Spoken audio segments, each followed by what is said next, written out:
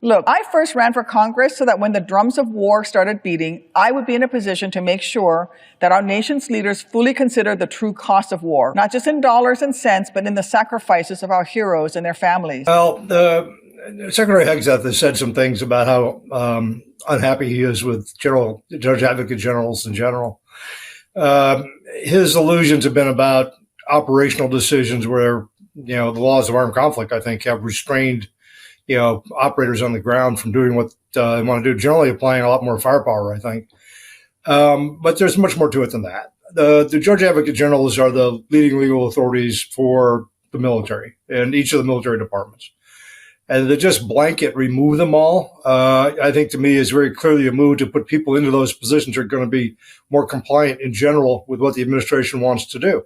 When former commanders begin raising their voices regarding something that Republicans have called extrajudicial killings, it's no longer just policy, right? It's a constitutional crisis in motion. Former Air Force Secretary Frank Kendall penned an opinion piece for the New York Times, warning that Trump's campaign of extrajudicial strikes puts US military leaders in a no-win bind, forcing them to choose between obeying unlawful orders or defying the president. And if you were to listen to his recent speech to military leaders, you know what he thinks about those that dare to defy him.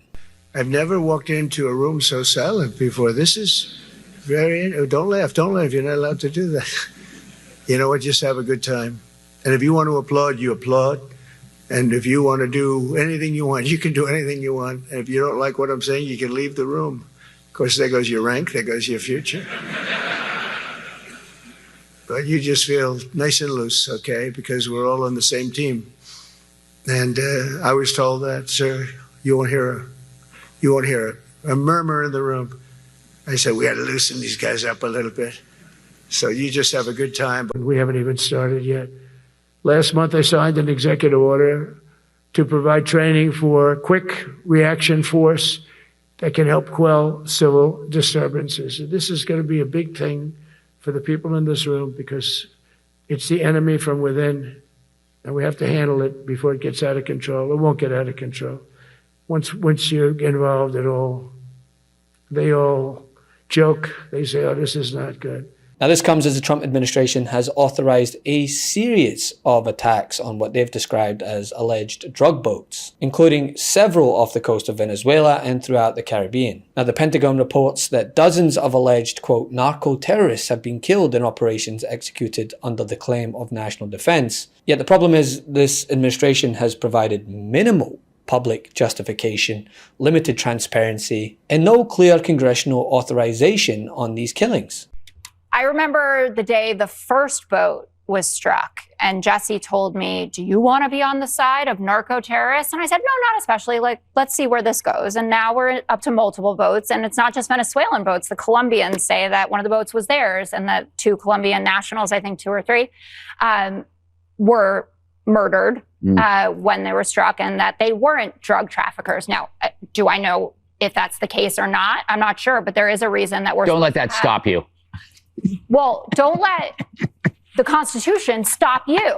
And there's supposed to be oversight. As Dana mentioned, there are Republicans and Democrats alike saying, this is turning into more of a habit than just striking one boat, and that we are supposed to have a say in this. And historically speaking, and I know you're going to make fun of me, but I will. That's why I come to work every day.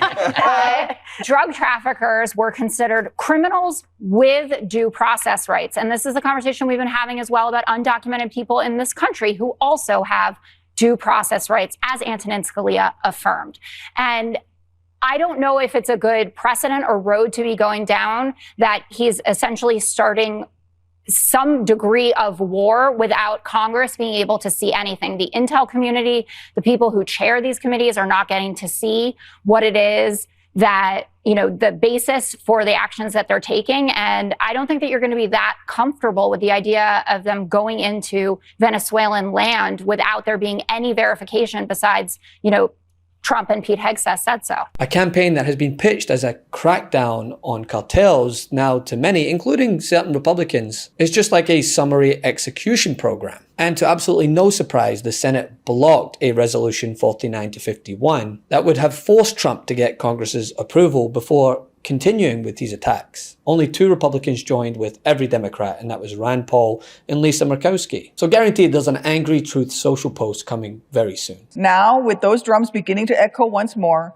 I am here today to once again keep my promise. Because sadly, worryingly, infuriatingly, Trump has already started a conflict and now seems intent on expanding it. He's already threatened land strikes against Venezuela with seemingly no concern over the fact that only Congress, this body, not the president, has the authority to declare war. We are the ones tasked with deciding when and how we send our troops into combat. We are the ones the Constitution charged with that most solemn duty. Those are just some of the many, many reasons why today I am voting yes on the resolution to block the administration from continuing to illegally use military force within or against Venezuela. This should not be a partisan issue. But the thing is, right, what was often a rare occurrence where military leaders past and present would speak out on a current regime's military strategy is now happening almost every week. And that's due to the nature of these attacks. We had a crisis in civil-military relations occur at Fort Bragg about a week ago, where the president conducted what could only amount to a political rally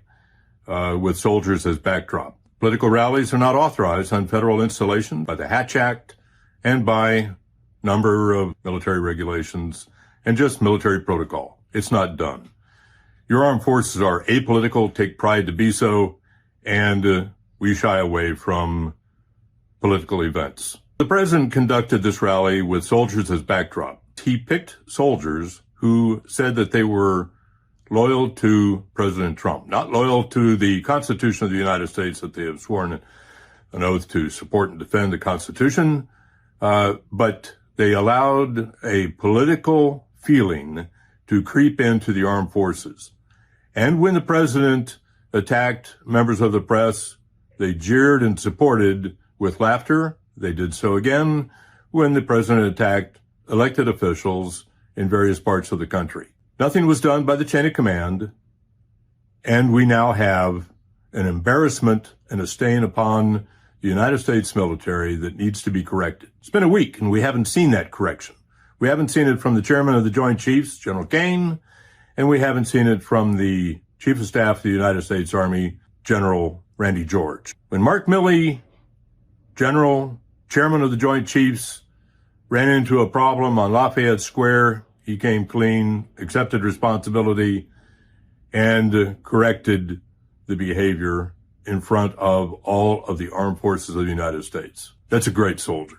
We're awaiting a corrective action on the part of the senior leadership of the armed forces of the United States, certainly from the Chief of Staff of the United States Army. General George, it's overdue. We're waiting. You can't walk past this mistake. You've got to deal with it head on. You've got to have the courage to do so. It might cost you your job, but at least you will have done the right thing. And adding to the gravity of this, you take into consideration Admiral Alvin Halsey, who recently retired just 1 year into a 3-year stint. This is a man that headed up the US Southern Command, the command directly overseeing these maritime operations, retiring abruptly with the likes of Politico and the Washington Post citing disputes inside the camp regarding these very attacks. What insiders have described as, quote, kill orders without congressional consent.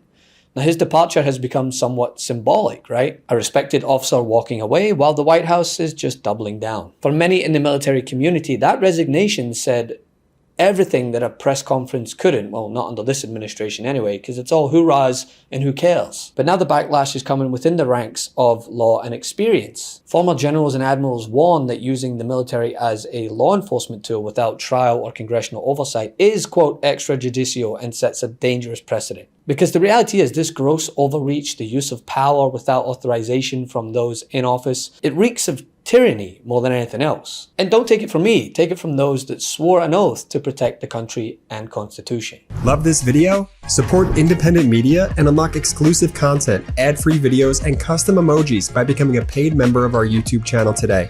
You can also gift memberships to others. Let's keep growing together.